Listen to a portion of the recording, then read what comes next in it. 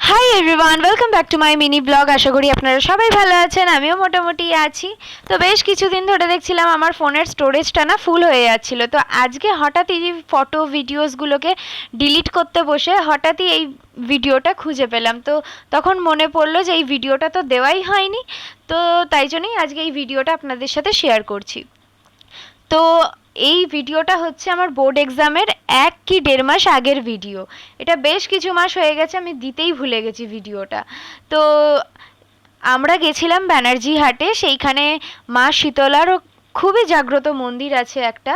তো সেখানেই পুজো দিতে গেছিলাম। আমরা বহু বছর পর গেলাম। আমি যখন ছোট ছিলাম, ওই 1-2তে পড়ার সময় হয়তো একবার কি দুবার এরম গেছিলাম, তারপর আর যাওয়া হয়নি। হ্যাঁ, আমাদের বাড়ি থেকে ওই আধ ঘন্টা 40 মিনিটের মতন লাগে যেতে, যদি গাড়ি ঘোড়া ঠিকঠাক পাওয়া যায়। তো মন্দিরের ভেতরে তো আর ভিডিও করা অ্যালাউ ছিল না, তাই জন্য আমি আর শেয়ার করতে পারিনি। তো মন্দিরের পিছনে একটা বড় পুকুর ছিল, সেই পুকুর থেকেই আমার মা জল নিয়ে থান ধোয়।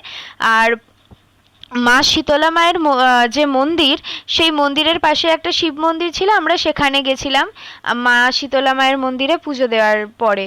তো আমরা যখন যাই তখন আর আমরা অঞ্জলি দিতে পারিনি, কারণ সন্ধ্যের টাইমে আর সকালের টাইমে ওই একটা টাইমেই অঞ্জলি হয়। তো আমরা নর্মালি পুজো দিয়ে চলে এসেছিলাম। ওই চলে আসার আগে মন্দির থেকে বেরিয়ে একটু কিছু খেয়েছিলাম।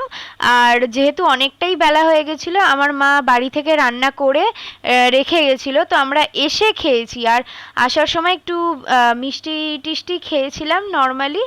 আর মা কিছু সফট টয়েস কিনেছিল, যেগুলো আমার মায়ের খুবই পছন্দ, যেখানেই দেখতে পায় সেখানেই কেনে। তো ভিডিওটা কেমন লাগলো কমেন্টে জানাবে।